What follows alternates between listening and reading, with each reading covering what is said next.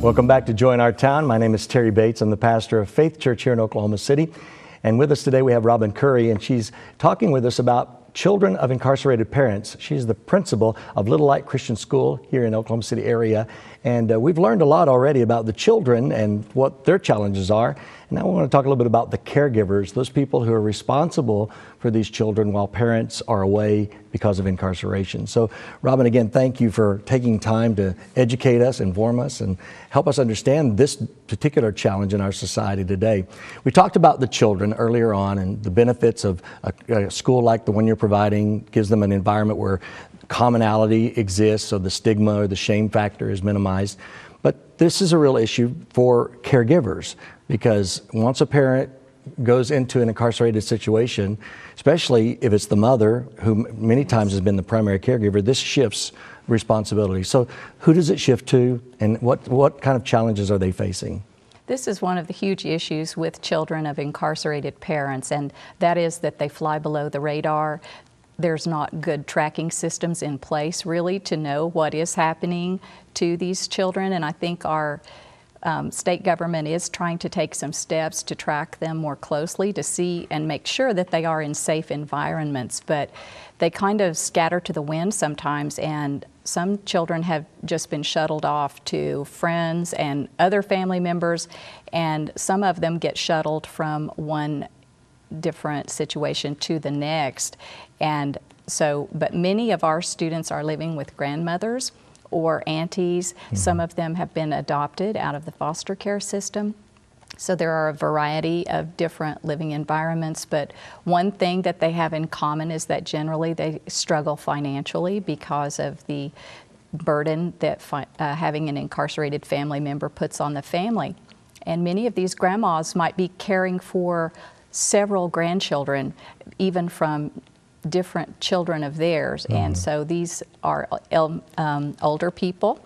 They're having their own health issues. They're tired, and they don't have the energy they used to have when they had their own youngsters.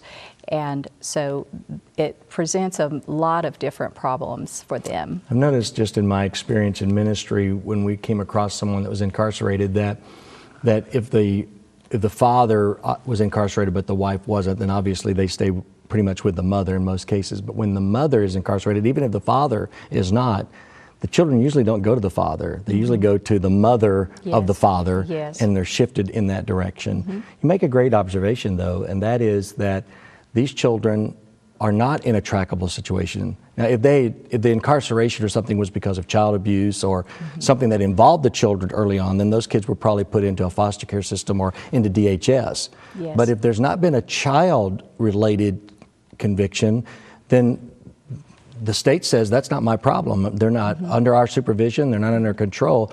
So they really are left to fend for themselves. Well, and I think that the state is trying to take some measures now to see if the person that is arrested has children. They are trying to see that the children are in a safe environment, and they're trying to track them better and make sure that they are with a family member that is going to give them care. But in the not so distant past, that was not the case. Mm-hmm. So the Christian school environment that you're providing, which as you made as a non-tuition, you're providing uniforms and clothing and all these wonderful resources to them. Are there some other, whether or not you can provide this or not, are there some other things that nonprofit churches can do to help support the caregivers of these children? There is a great nonprofit called Grandparents Raising Grandchildren, I believe, and that is a wonderful organization that comes in and tries to help these grandmas that are raising all of their grandchildren.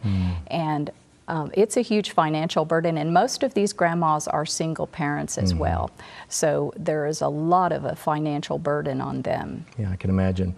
Well, another type of caregiver, even though they're not taking these kids home and providing that environment for them, really in my sense is the educators, the people that are connected to your school that have chosen to take their gifts, their talents, their experience and place it in this kind of an environment.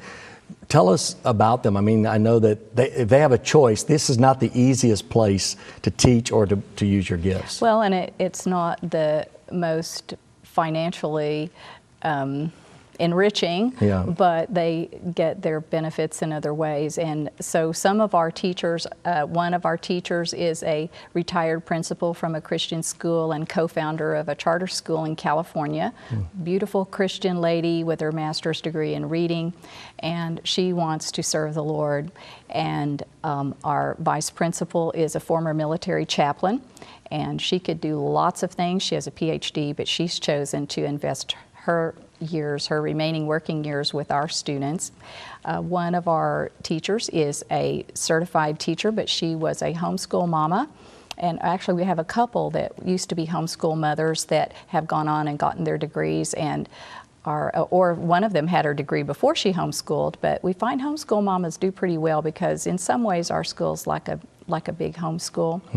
And so our teachers don't make as much money as teachers in the public school do, but they are after eternal rewards, and they are people who have a heart for children. They're the type of people that you find teaching Sunday school and vacation Bible school and those type of things where you don't get paid at all. Right, right.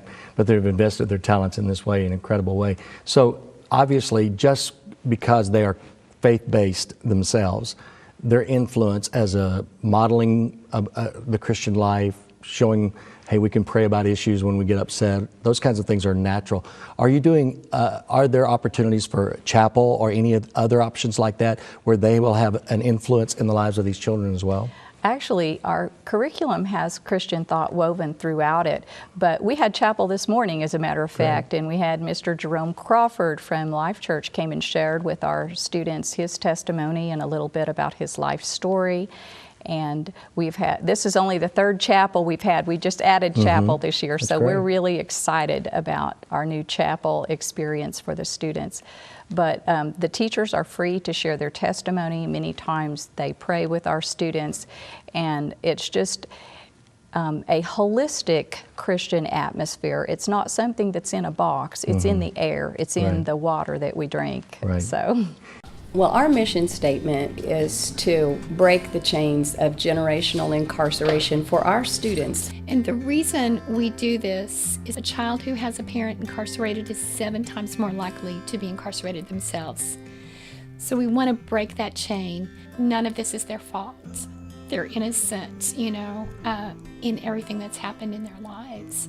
For many of the parents, it's that generational thing. That is the curse of incarceration, that it just continues through the families. It does help them form relationships with one another, and they have a special bond with their peers and with us. And also the fact that we have such a large adult to student ratio, so that we don't tolerate any type of bullying, and we have to help the children learn new habits and acceptable ways of speaking, and we help them learn relationship skills.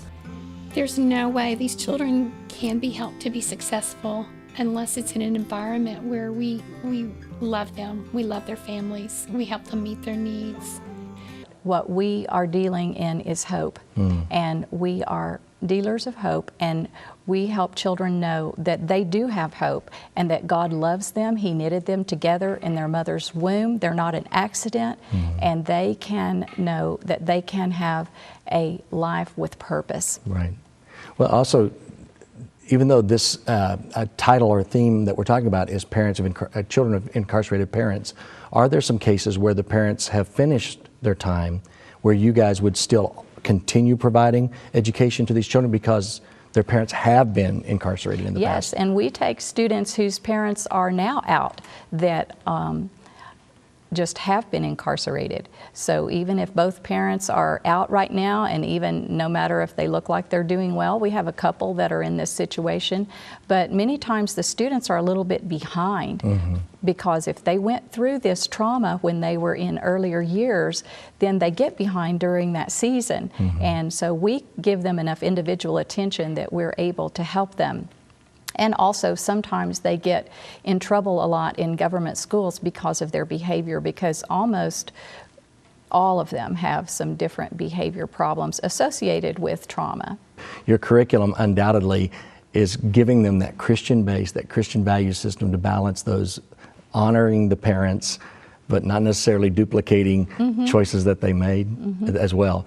So decision making is a very powerful piece. The reason why parents got where they were is decisions that they made. So is there a way in which your curriculum is trying to help these students make better decisions? Well, when we have a discipline issue and we walk through it with the student about their choices, these are choices that you're making, and this is the choice you made today, but let's consider this choice. This is a possibility for you, and you can do this. So just like when a child is acting out, we say, you can calm down. Let's calm down, and we give them the opportunity to do that.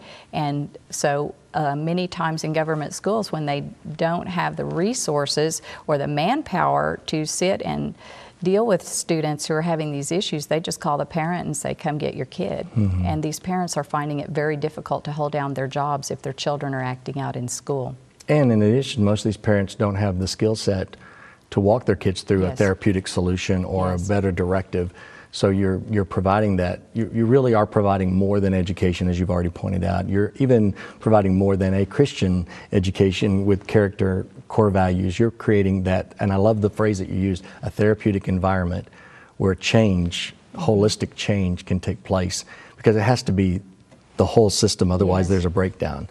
So you're dealing with the educational side, the intellectual side, you're dealing with the Christian value, spiritual side, and you're dealing with the emotional side. Are there any other aspects of this process that you hope to increase your capacity for these children? Well, we need a facility. Our facility, we are just absolutely packed in where we are. So we have a lot of dreams of different things we would like to provide for the students. We'd like to have a gym. We'd like to have bicycles. We want a program to help them learn more life skills. After-school program and before and after-school care. Those are all things we would like to add in the near future. Awesome. Yeah. I'd like to see a chess team. We want to do double Dutch jump roping. We want to get them involved in lots of things, but what we consciously want to do is lift the lid of poverty off of their lives and their minds and help them to realize that they can learn anything they want to learn. And we want them to know that they can do things that they want to do. And we are trying to help them, expose them to some of those things. Well, that's awesome. Well, I appreciate you being with us, Robin, today. Little Light Christian School, which is ministering to children who have parents that are incarcerated, and in many ways ministering to the parent, the grandparents, and those caregivers as well. You can find out more about them by looking up the website that will be available to you on the screen, and pray for this ministry. Pray for them to be able to meet the needs of these children who have parents who are incarcerated.